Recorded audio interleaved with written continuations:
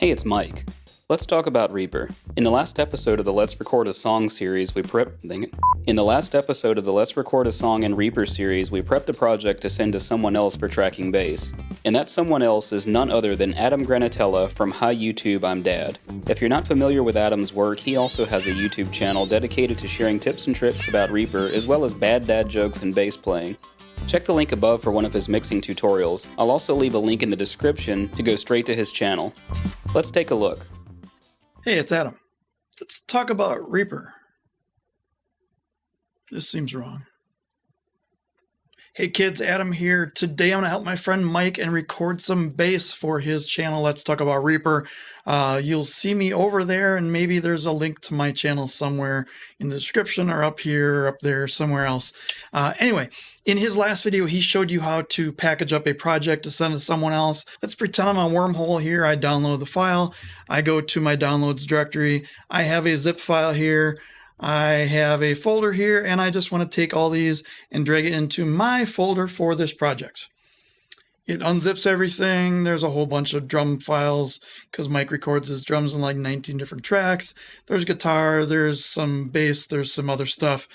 When we're done, I go into the Reaper project. Let's head over to Reaper. I'll see you over there. All right, here we are in Reaper. There were a couple things that I need to do to kind of prepare myself to record this track. So first of all, Mike created a bass guide track for me. Kind of sounds like this. Sounds great. I've listened to this enough. I don't need it, so I'm going to delete that track. Next thing, in the beginning of the song, there's some kind of weird timing going on. It's one of those where they probably recorded the whole time, the whole riff, and then the producer just like chopped off the first couple things, so it sounds like it's out of time. So if you listen to it, I don't know where to come in.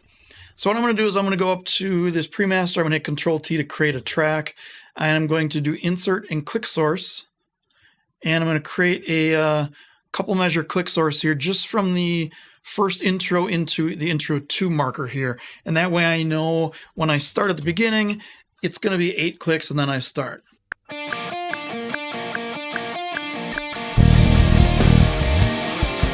Or something like that. Next thing, I need to create tracks for myself. So I'm going to go to the bottom track here. I'm going to Control-T 3 times. These last two I'm going to drag up. I'm going to call this bass folder. Call this bass DI. I'm going to call this bass amp sim. We're not going to really do an amp sim. I'm going to mark both for record enable. And I'm going to take this amp sim channel. I'm going to hit the record monitoring and turn it on. Then if I right click on the record arm button here, go all the way to the bottom, do track input FX chain. I want to give myself a little bit of distortion and grit. Now I could run this through my pedal board and then I could split it out into 2 different tracks. This is just as easy, and I'm here. So I'm going to use this, even though I kind of swore off Waves plugins, there's this GTR Stomp, which has a nice tube screamer pedal in it. So I'm going to go to overdrive, set the drive at, I don't know, 70-ish. Crank up the tone a little bit.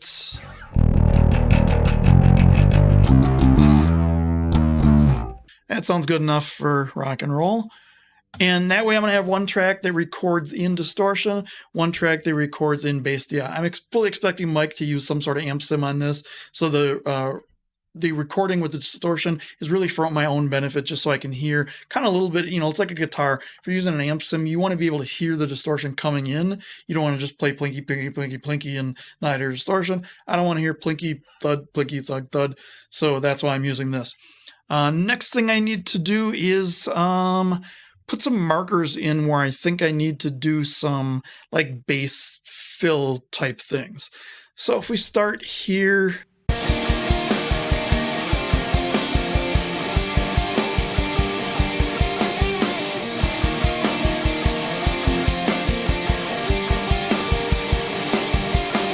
right there I put a marker because I think I can put a cool fill in. Later on after this verse, there's another spot.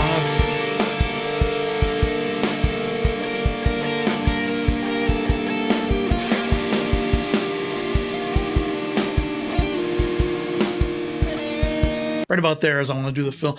I don't really need these. I just want to have some sort of visual on the screen when I'm watching this go by to know when I have to do a fill. Next thing I like to do is I like to crank the kick volume up a little bit. I want to be able to hear the kick because the bass and the kick is really what's locking in that rhythm section. And I like to hear a little bit better, so I'm going to turn it up a little bit here.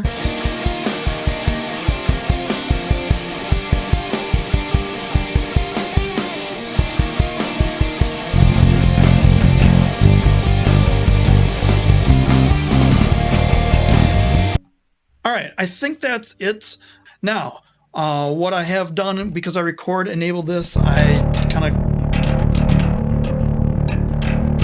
level-wise, that seems fine. I want it anywhere between like -18 and -6. I don't want it to peak anywhere. You know, if I'm hitting really hard and it goes up to 6, that's fine. I probably won't be doing this during the recording unless Mike is looking for that. Mike, let me know. I'm using my 2001 Zahn Sonus Custom. The reason I'm using this is because this song is in E flat, and I have this cool little hip shot, and I can get to E flat now on the 1st fret. So let's see if we can tackle this bass part and see if we can get a good recording here. Going to start at the intro, hit Control R. I have my 2 tracks enabled. Everything should be ready to go. Let's see how this goes.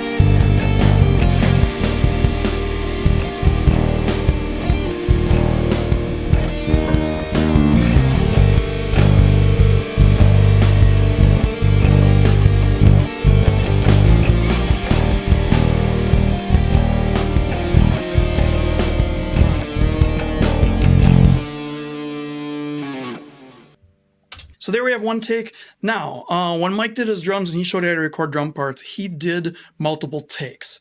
And if I were doing that, I would say, you know what? This probably wasn't great. It wasn't a perfect take. Let's do another take over it. I'm not like that. I like to get a recording, get a performance, and then just kind of tweak spots here and there. I didn't think that was all of a great take. I'm going to Control Z. I'm going to do it all over again.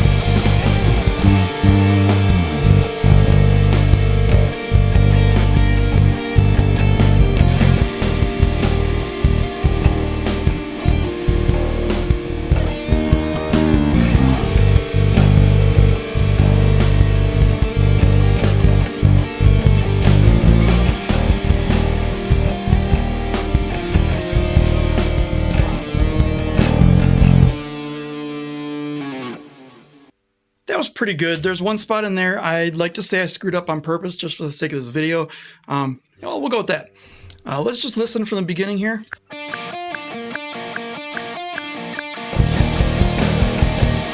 That first note doesn't sound right. Let's mute the drums here. Let's mute the guitars here.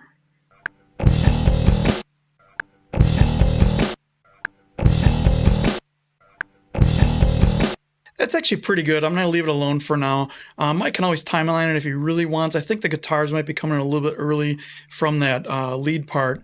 I'm going to leave that here. Just kind of listen.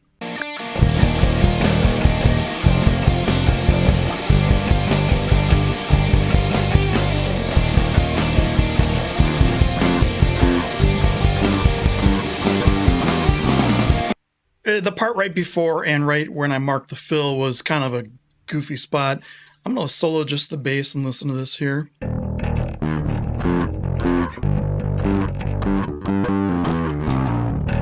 Yeah, that's a hot mess right there. Let's see where we can start.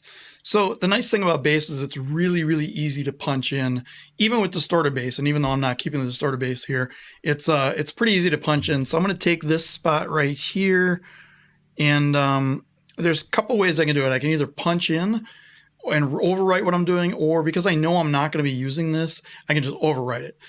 First thing I want to do is right-click, drag both of these, hit G for group, and that way when I do a split on one track, it's splitting the whole thing. So if we zoom in real far here, I can just hit split here, and then where is it screwed up? Yeah, right about there. And I'll just take this and I'll delete it, and then if we make a time selection from the beginning to end of this part, and I just want to zoom in to make sure it's all the way up to the part. Then I want to do right click and record mode time selection auto punch. What that's going to do is I can start a couple measures earlier, and then it's going to record just this section and stop the recording before. Let's find a spot where I can start recording here. You know what? I'll just start at the beginning because we're not very far in. What I'm trying to do is something like this.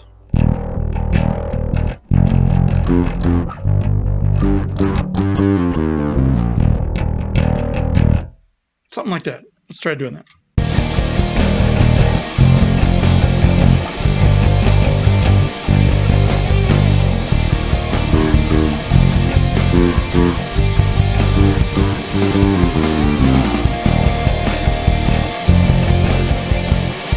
And you see, even though I played along with it, it only recorded the parts in between that are highlighted in this selection. So I'll listen to it again, just the bass.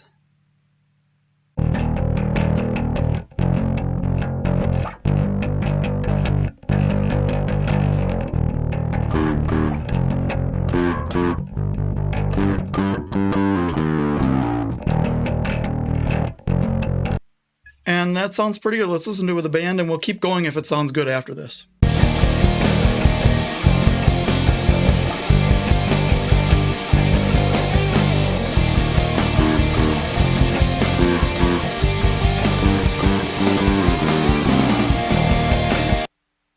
Timing on that?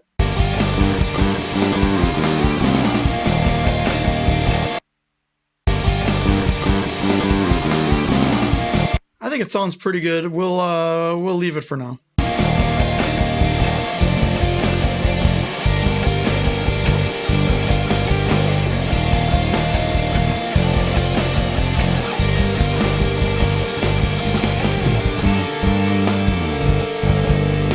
So this part, I want to redo this just because I think the slide could be a little bit better. One thing I like to do in my projects is I like to set the show grid spacing to 1/128th. And even though I'm never really playing 128th notes, I can get really, really far in here to find a good spot to split it. So let's see. So just the bass here. I like that slide. Kind of like that. And there's a big space right here, so I can split that as well. Highlight these, delete. Create a time selection. And we're good to go. And I'll go a couple measures before this. Doesn't really matter as long as I hit the part where I'm trying to record. So here we go.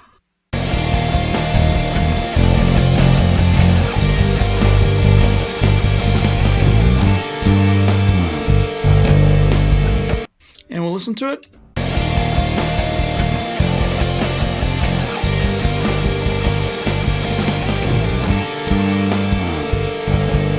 So if I solo it,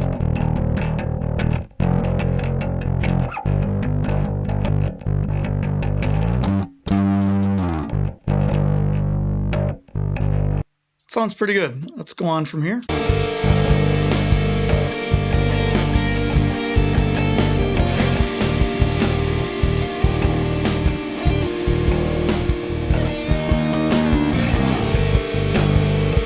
I think the timing here is a little off, and I'm not really synced in with the kick. So the fill's okay.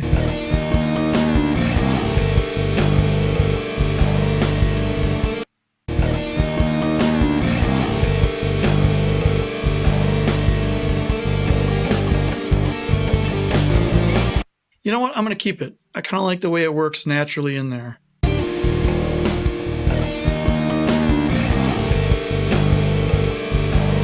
So Mike is kind of changing up his kick beat here, and I'm kind of staying to the same pattern. I like the way they play off each other. Listen one more time, and then we'll go on to the end.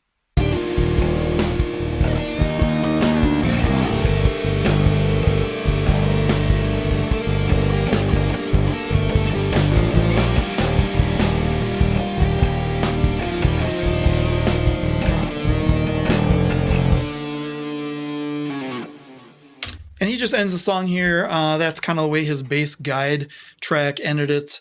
Let's listen one more time from the beginning. I don't want to, get you guys worn out on this song, but I just want to hear anything sticking out. And really don't need to listen to it solo because it's going to work with these drums. So let's see what it sounds like.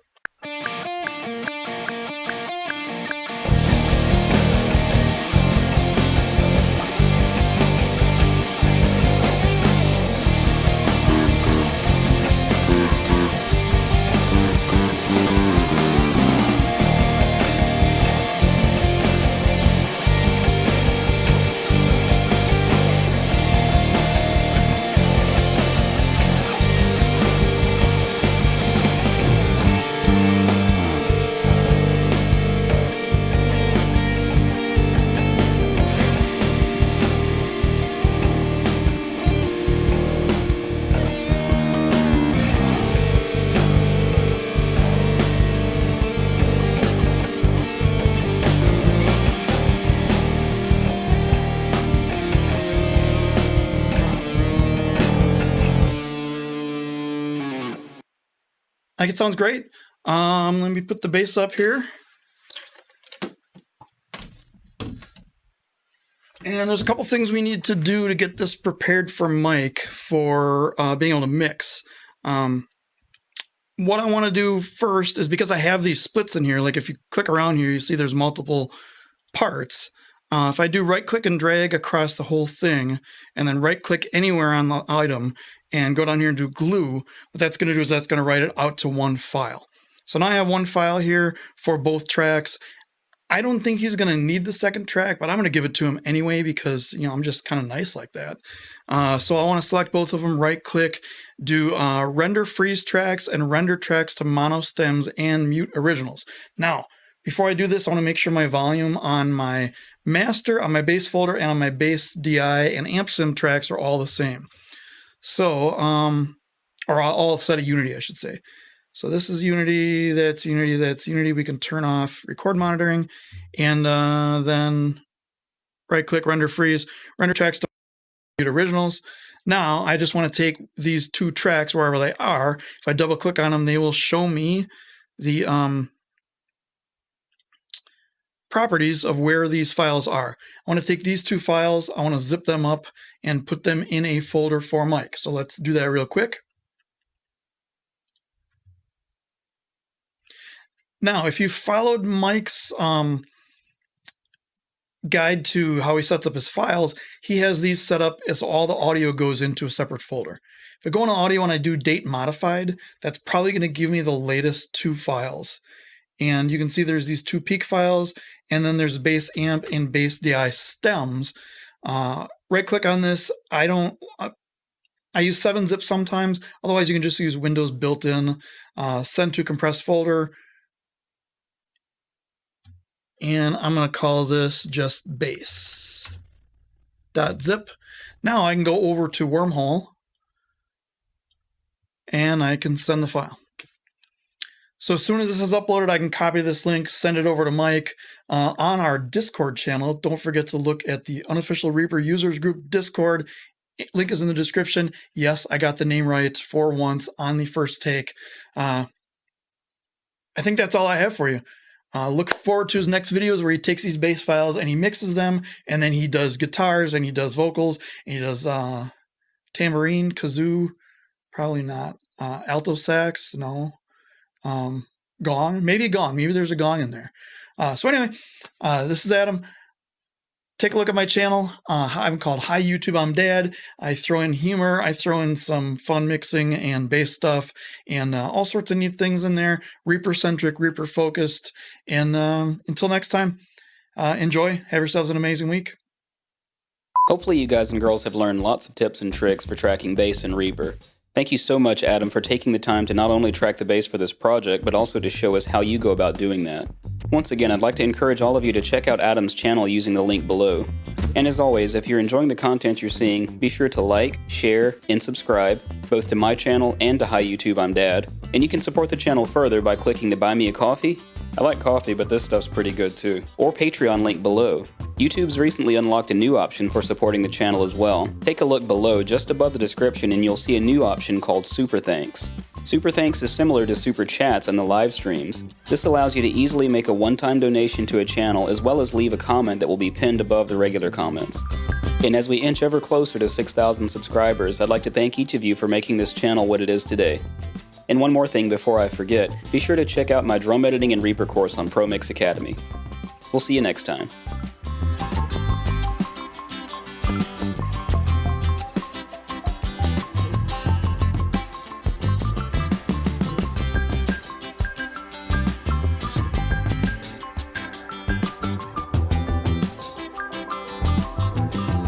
Daddy sang bass, Mama sang tenor, me and little brother just I should probably just let Adam do the bass.